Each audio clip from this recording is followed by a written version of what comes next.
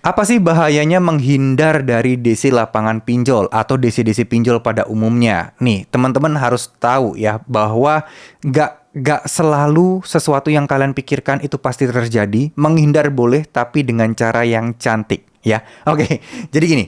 Ketika kita berusaha untuk menghindar DC, ini apa dulu nih menghindarnya? DC lapangan atau DC yang telepon-telepon nih, atau DC kolektor nih? Kita pertama dulu deh yang telepon-telepon. Kita menghindar kayak gini maksudnya ya mungkin ganti nomor, nggak mau angkat, nggak mau balas, dan lain sebagainya. Apakah ini akan berbahaya?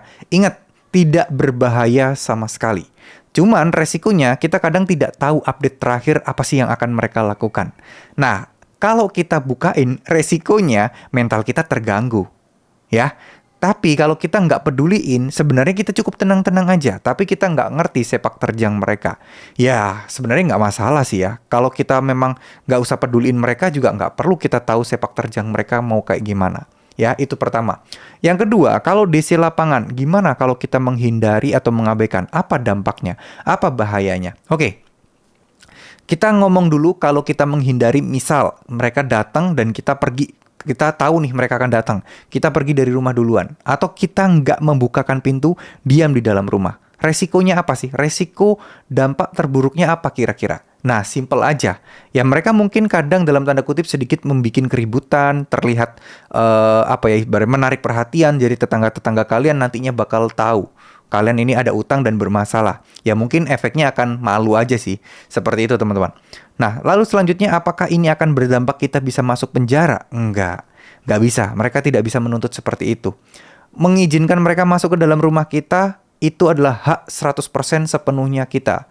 Hak asasi kita. Mau mengizinkan siapapun yang masuk ke pekarangan rumah kita, itu adalah hak kita.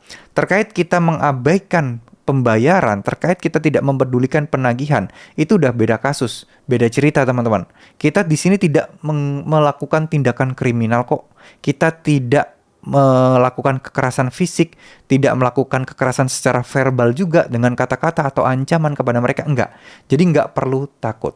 Ya, tapi bagaimana langkah baiknya? Langkah baiknya adalah tetap kita menghadapi, tetap kita samperin gitu ya, tetap kita ngomong baik-baik secara sopan. Tapi ya jangan kalau bisa ya ngomong di teras aja, nggak usah sampai masuk ke dalam rumah-rumah. Ya, itu akan lebih baik aja sih, karena kan kita tidak pernah tahu ya kita menghadapi DC lapangan yang seperti apa.